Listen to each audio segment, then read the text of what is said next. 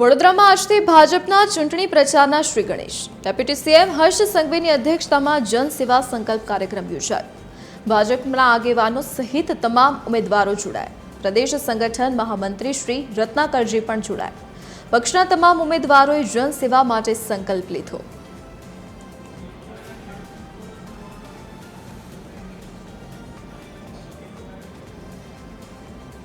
રાજ્યના નાયબ મુખ્યમંત્રી હર્ષ સંઘવીએ વડોદરામાં ભારતીય જનતા પાર્ટીના તમામ જે મહાનગરપાલિકાના 76 કાઉન્સિલરો છે તેમને જનસેવાના સંકલ્પ લેવડાવીને ચૂંટણી પ્રચારનો શ્રી ગણેશ કરાવ્યો છે। આ તમામ જે ઉમેદવારો છે તેઓ અહીંયા ઉપસ્થિત છે, તેમની સાથે વાત કરીશું। હર્ષભાઈ અહીંયા આવ્યા હતા, સંકલ્પ લેવડાવ્યો છે, શું કહેશો? બસ આજે બહુ ખુશીનો માહોલ છે અને આપણા દેશના વડાપ્રધાન નરેન્દ્રભાઈ મોદીજી અને એમનું મોવડી મંડળ કેટલું કાર્યકર્તાઓનું ઉમેદવારોનું ધ્યાન રાખે છે કે આજથી જ એમણે એક અમને લોકોને જન સંકલ્પ અપાવીને જનતા સુધી કેવી રીતે પહોંચવું, છેવાડાના માણસ સુધી કેવી રીતના પહોંચવું, એની આજે અમને એ લોકોએ એક સમજ આપી છે। એ સમજણથી આજે અમે લોકો બહુ જ ખુશ છીએ અને અમે લોકો તત્પર છીએ કે હવે છેવાડાના નગરજનો સુધી પહોંચીએ। આપને પહેલી વખત ટિકિટ મળી છે, શું કહેશો? સાહેબ મળ્યા છે તમને, હર્ષ સંઘવી, શું કહેશો? બસ આજે અમને માર્ગદર્શન આપ્યા છે કે તમે આ કાર્ય કરો અને આગળ વધો, બસ કેવું લાગ્યું અમને સાંભળી? સારું લાગ્યું અમને સાંભળી। અમને તો એક આવું નવીનતા છે કે પહેલી વાર આવી રીતના આવ્યા છે વોર્ડ 17માં। તો અન્ય કેટલાક કાર્યકરો છે તેમની સાથે પણ વાત કરીશું, ઉમેદવારો છે।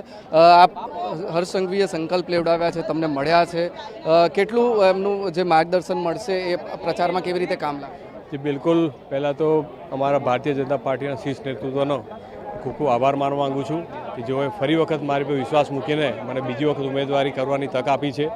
અને મને સંપૂર્ણ વિશ્વાસ છે કે જે ભારતીય જનતા પાર્ટીની વિચારધારા જે છેવાડા માનવી સુધી પહોંચવાની છે અને આગામી દિવસોમાં જે અમે ભૂતકાળમાં જે કોઈ વિકાસના કામો કર્યા છે એ જ વિકાસના કામોને લઈને અમે ચારેય ઉમેદવારો પ્રજાની વચ્ચે જવાના છે અને અમને સંપૂર્ણ વિશ્વાસ છે કે જનતાનો સાથ, જનતાનો વિશ્વાસ અમારી સાથે જ છે અને અમને ચાર ઉમેદવારો જંગી બહુમતીથી જીતાડશે। આ પ્રકારના સંકલ્પ કેટલા જરૂરી છે જ્યારે ચૂંટણીના મેદાનમાં ઉતરો એ પહેલાં? ભારતીય જનતા પાર્ટીનો દરેકે દરેક કાર્યકર્તા સેવા સાથે બંધાયેલો છે। ભારતીય જનતા પાર્ટીની આજે અમારે જન સમર્થન ખૂબ મળી રહ્યું છે। 2 દિવસથી અમે લોકોના વચ્ચે જઈ રહ્યા છીએ તો ભારતીય જનતા પાર્ટીની જે સેવાઓ અત્યાર સુધીના જે કોર્પોરેટરશ્રીઓને આગળના જે બધા લોકોએ અમારા મુરબ્બીઓએ કરી છે તે લોકો સુધી પહોંચી છે અને આગળ પણ અમે જેટલી પણ સરકારની યોજના છે, રાજ્ય સરકારની યોજનાઓ છે તે લોકો સુધી પહોંચાડીને અમને ખૂબ વિશ્વાસ છે કે આગળના દિવસોમાં ભારતીય જનતા પાર્ટીની 76 કમળ ખીલવાના છે। વડોદરા મહાનગરપાલિકામાં 76 કમળ ખીલવવાના સંકલ્પ સાથે આજથી રાજ્યભરમાં વડોદરા સહિત ભારતીય જનતા પાર્ટીએ તમામ 15 મહાનગરપાલિકાઓમાં જનસેવા સંકલ્પ સાથે ચૂંટણી શ્રી ગણેશ કરાવ્યા છે। વડોદરામાં હર્ષભાઈ સંઘવીએ ઉમેદવારો સાથે વાત કરી તેમનો જોશ પૂરવાનો પ્રયાસ કર્યો છે અને આ સાથે જ આજથી વડોદરામાં ભારતીય જનતા પાર્ટીના તમામ જે ઉમેદવારો છે એ ચૂંટણીના મેદાનમાં પ્રચાર કરવા માટે મેદાને પડ્યા છે। કેમેરામેન જિગ્નેશ સોલંકી સાથે અમિત ઠાકોર, TV 13 વડોદરા।